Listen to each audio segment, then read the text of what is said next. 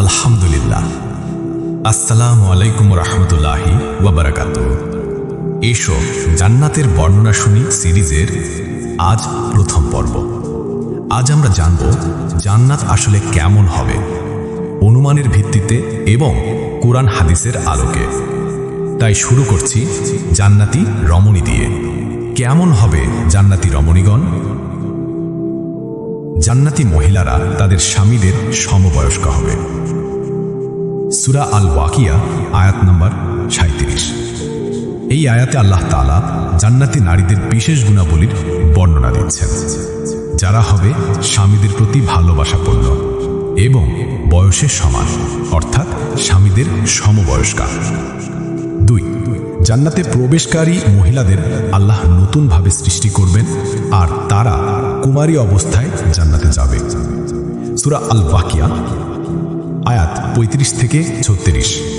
আল্লাহ সুবহানাহু ওয়া তাআলা বলেন, নিশ্চয়ই আমি তাদের এক বিশেষভাবে সৃষ্টি করেছি আর আমি তাদের করেছি কুমারী।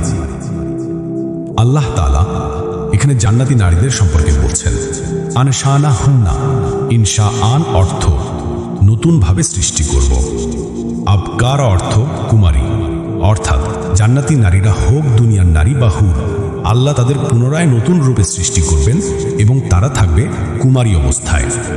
3, জান্নাতি রমণীগণ যদি একবার দুনিয়ার দিকে উঁকি দেয় তবে পূর্ব থেকে পশ্চিম পর্যন্ত সমস্ত জায়গা আলোকিত হয়ে যাবে। রাসূলুল্লাহ সাল্লাল্লাহু আলাইহি ওয়াসাল্লাম বলেন, যদি জান্নাতি নারী দুনিয়ার দিকে উঁকি দেয় তবে আকাশ ও জমিনের মাঝখান আলোকিত হয়ে যাবে এবং তা সুগন্ধিতে ভরে যাবে, আর তার মাথার ওড়নার বা হিজাবের মর্যাদা দুনিয়া ও তার মধ্যে যা কিছু আছে তার চেয়েও উত্তম।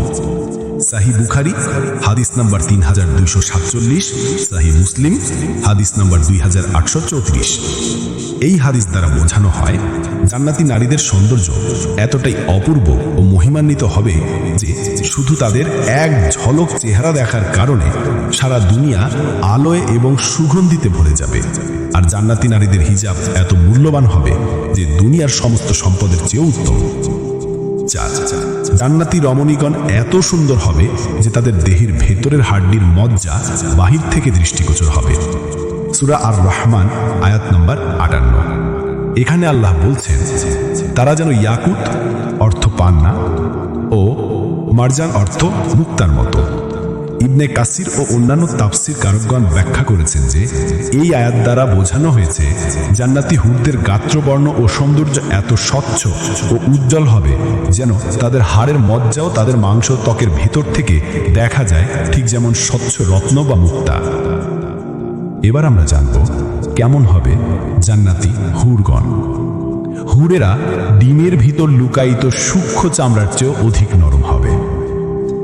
সূরা আস-সাফফাত আয়াত নাম্বার 48 থেকে 49। হুরেরা এত লজ্জাশীল হবে যে স্বীয় স্বামী ছাড়া অন্য কারো দিকে চোখ তুলে তাকাবে না। আয়াতটি সূরা আর রহমানের 56 নম্বরে এসেছে। আল্লাহ তাআলা বলেন, তাদের মধ্যে থাকবে লজ্জাশীল নারীগণ যারা স্বামী ব্যতীত অন্য কারো দিকে দৃষ্টি নিক্ষেপ করবে না, তাদেরকে স্পর্শ করেনি কোনো মানুষ কিংবা জিন। হুরগণ ডাগর ডাগর চোখ বিশিষ্ট হবে, চোখের কালো অংশ একেবারে কালো এবং সাদা অংশ একেবারে সাদা হবে। সূরা আর রহমান আয়াত নাম্বার 56।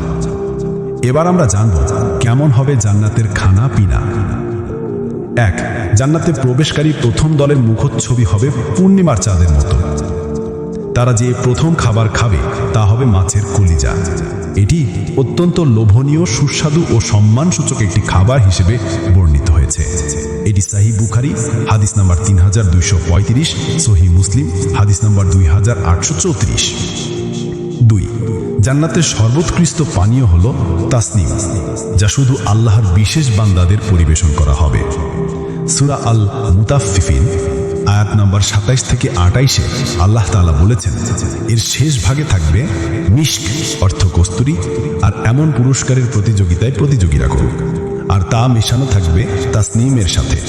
এটি এমন একটি ঝর্ণা যেখান থেকে আল্লাহর নিকটবর্তী বান্দাগণ পান করবে। 3, জান্নাতের পরিষ্কার ও স্বচ্ছ শারাব রাহিক পানে সকল জান্নাতীরা আত্মতৃপ্তি লাভ করবে। রাহিক পান করার পর জান্নাতীর মুখে মিশক আম্বরের সুঘ্রাণ অনুভব করবে। শরাব পানে তাদের মাথায় কোনো প্রতিক্রিয়া হবে না। সূরা আল সাফফাত আয়াত নম্বর 46 থেকে 49। 4, সকল জান্নাতীদের 100 ব্যক্তির খাবার শক্তি দেয়া হবে। হাদিসটি এসেছে তাবারানী থেকে। এতে বলা হয়েছে জান্নাতের খাবার ও পানীয়র মাত্রা ও শক্তি অত্যন্ত প্রাচুর্যময় হবে। বিশেষভাবে উল্লেখ আছে যে একজন জান্নাতি একবারে এমন খাবার পান করবে যা 100 জনের জন্য যথেষ্ট শক্তি প্রদান করতে সক্ষম হবে। 5, হাউজে কাউসারে উড়ে বেড়ানোর পাখির গোশত ভক্ষণে জান্নাতীরা আত্মতৃপ্তি লাভ করবে। হাদিস সূত্রে বলা হয় জান্নাতে জান্নাতীরা যা কিছু খাবে বা পাবে তা তাদের পূর্ণ তৃপ্তি প্রদান করবে। খাওয়ার সামগ্রী যেমন হাউজে কাউসারের উপর দিয়ে উড়ে বেড়ানোর পাখি ও অন্যান্য খাদ্য অত্যন্ত সুস্বাদু ও পরিশুদ্ধ হবে। 6, সকাল সন্ধ্যায় জান্নাতীদের খাবার পরিবেশনের নিয়ম চালু থাকবে। বলা হয়েছে সূরা মারিয়ামের 62 নম্বর আয়াতে। সুবহানাল্লাহ, জান্নাতের সকল বর্ণনা লিখে বা বলে শেষ করা যাবে না। এর প্রকৃত অবস্থা আল্লাহই ভালো জানেন। আল্লাহ আমাদের জন্য এমন কিছু তৈরি করে রেখেছেন যা কোনো মানব কল্পনাও করতে পারবে না। আল্লাহ আমাদের জান্নাতের এসব নিয়ামত লাভ করার তৌফিক দিন, আমিন। সবশেষে জানব জান্নাত লাভের আমল। আল্লাহুম্মা ইন্নী আসআলুকাল জান্নাতা ওয়া আউযু বিকা মিনান নার। যে ব্যক্তি আল্লাহর কাছে জান্নাত চাই 3 বার, জান্নাত বলে হে আল্লাহ তাকে জান্নাত দান করো। আমার প্রিয় দিনী ভাই ও বোনেরা, আমরা পরের পর্বে জানব জান্নাতের গাছপালা, ফল ফলাদি এবং প্রাসাদ সমূহ নিয়ে। আর আজকের ভিডিওটি আপনার কাছে কেমন লেগেছে কমেন্ট করে জানাবেন। নতুন হয়ে থাকলে সাবস্ক্রাইব করে বেল বাটনটি অন করে রাখার অনুরোধ রইল। জাযাকুমুল্লাহু খাইর।